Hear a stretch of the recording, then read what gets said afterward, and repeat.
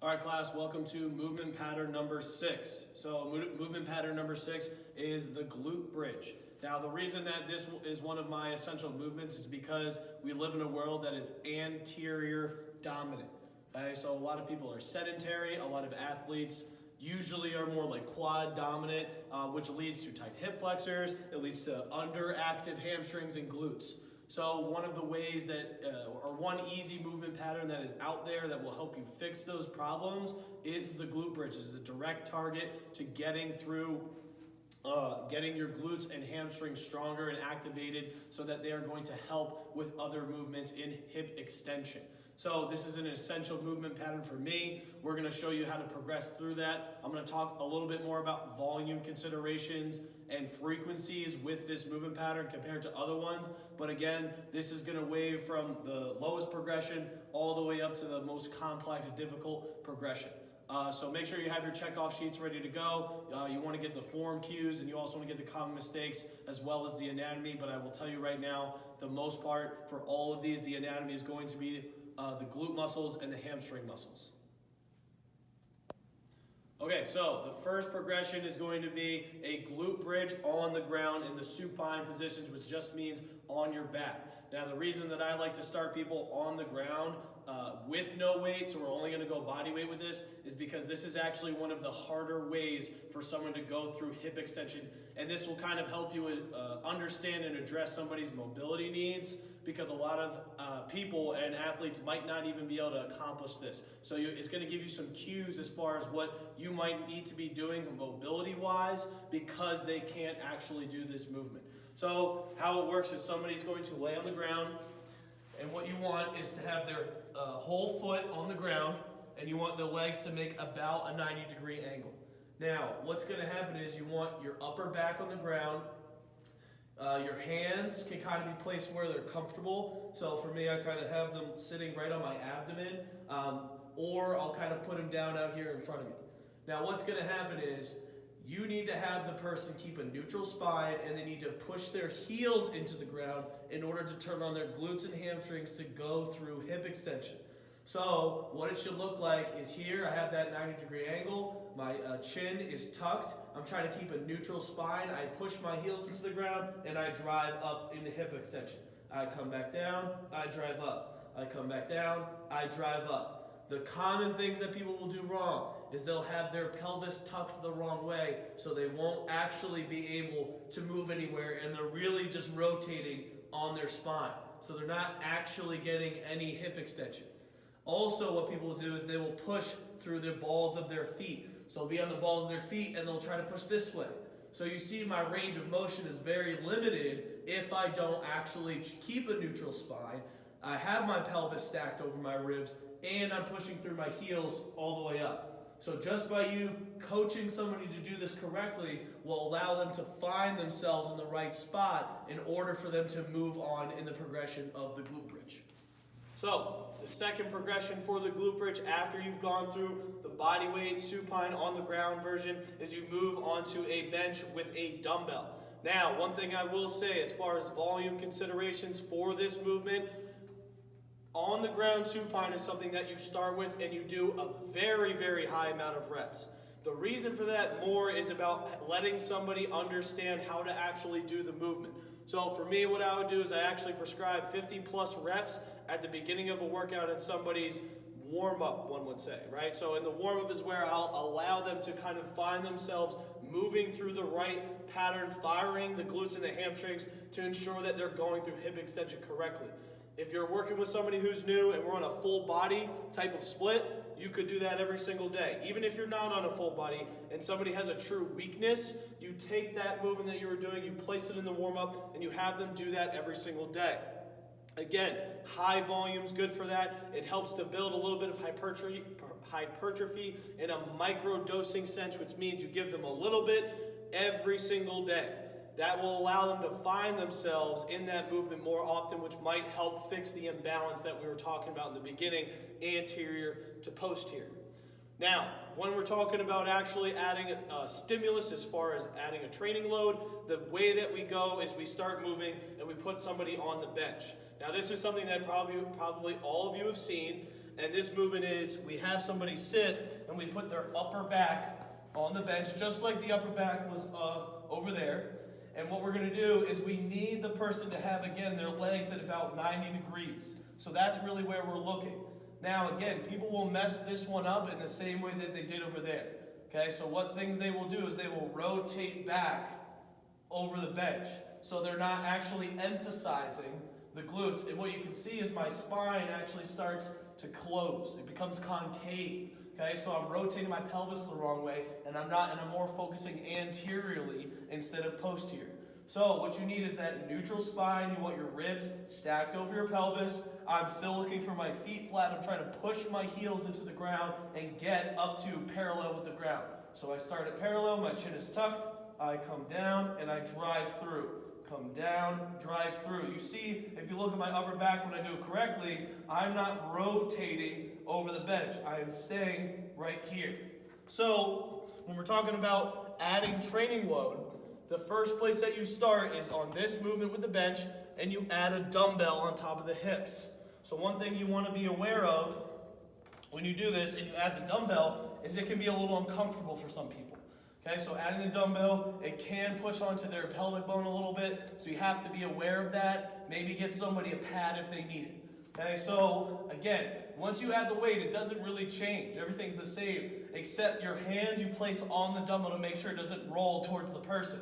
So you're here, I have my upper back on the bench, I have neutral spine, I'm parallel with the ground, my feet are flat, I go down and I drive up. I go down, I drive up. So this is actually more what you would call your secondary or accessory version of this movement. So this is something that you would do later on in the lift after your compound movement.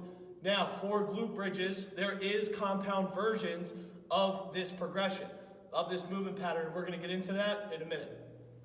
All right, so once you've had somebody and you have a good confidence that they can go through the glute bridge pattern, right, that we're kind of going out, having a neutral spine, having their ribs stacked over their pelvis, and they're actually utilizing their posterior chain, and you've introduced them to a little bit of weight with dumbbells, the compound version of this is the glute bridge, and this is the barbell glute bridge. This is something that all of you have definitely seen on Instagram, on probably anywhere. You've seen this movement. Now it's important to understand how to do it correctly and how to do it safely. So the first thing that you have to consider is that you need some sort of padding for the hips. So like I said with the dumbbell, you have to be careful because if you put a dumbbell on somebody's hips, it might hurt their pelvis, their pelvic bones. If you do that with a barbell, or if you don't put any padding with a barbell, it's going to hurt. So there's there's a couple ways you can do it, but either you have a specific glute bridge pad, so some gyms and some places have these, and you place it right on the barbell. Okay? If you don't have that, one route you can go is you take a yoga mat, or even t-shirts or blankets, you fold it in a way where you can sit it right on somebody's hips, right here. Okay? So you would have somebody go like this. They have the yoga mat. You start on the ground. Start on the ground. You have to push this down. Okay? And what's going to happen is you're going to roll the barbell onto the mat. If I had the actual pad, I could just put the pad on right when I'm sitting here. Okay? So I roll it up so that it's sitting right on my hips. Now, once you get to this point, whether it's a pad, a t-shirt, a pad, or whatever it is, how you get yourself up is important. Okay, so one thing you want to try to not do is rely completely on your shoulders to push you up. Okay, so what you do want to do is you want to get your arms placed on the bench, and you want to try to scoot your legs towards you. Now, for me, I have bigger legs, so for me, when I move my legs, I actually pick the barbell up. This won't happen to everybody, but if it does, you need to have them kind of hold the barbell so they can lift themselves up to here. Now, I didn't do that as gracefully as I would have liked to, because now I'm not in the best position. My upper back isn't where it needs to be, my feet aren't even, my spine is curving, I'm not in a good spot. So I need to, as quickly as I can, adjust myself to where I want to be, which is here. Again, neutral spine, upper back on the bench, legs at 90 degrees, heels and full foot on the ground. And then again, it's the same from here. My hands are here to control the bar. I go down, I drive up. I go down, I drive up. I go down, I drive up. You have to make sure that you are actually utilizing the posterior chain, especially when you do glute bridges with the barbell. The last thing that you want to do is get the barbell, start using the barbell, and you stop using the posterior chain. So when people really let their back curve and they really try to push through their toes, or you see them really curving, they're not actually doing it correctly. And if you let somebody do that, you're doing them a disservice. Okay? So after this, there's other variations that you can do of the barbell glute bridge. Now, this is the compound version of this movement. It's the one that's going to get you the most bang for your buck. It's the one where you're going to be able to load it the most. Just like the deadlift in the hinge pattern. But in the hinge pattern, after the deadlift, we had something like the good morning.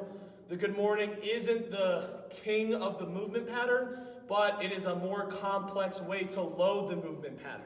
So that's kind of similar to the glute bridge movement. So after you get past the barbell glute bridge, this is the most compound thing you can do. Again, you're going to get the most weight out of this, but there's another version of the barbell lift that you can do that will kind of add an extra stimulus for you. Okay, so now we've gone over the actual compound version of this lift.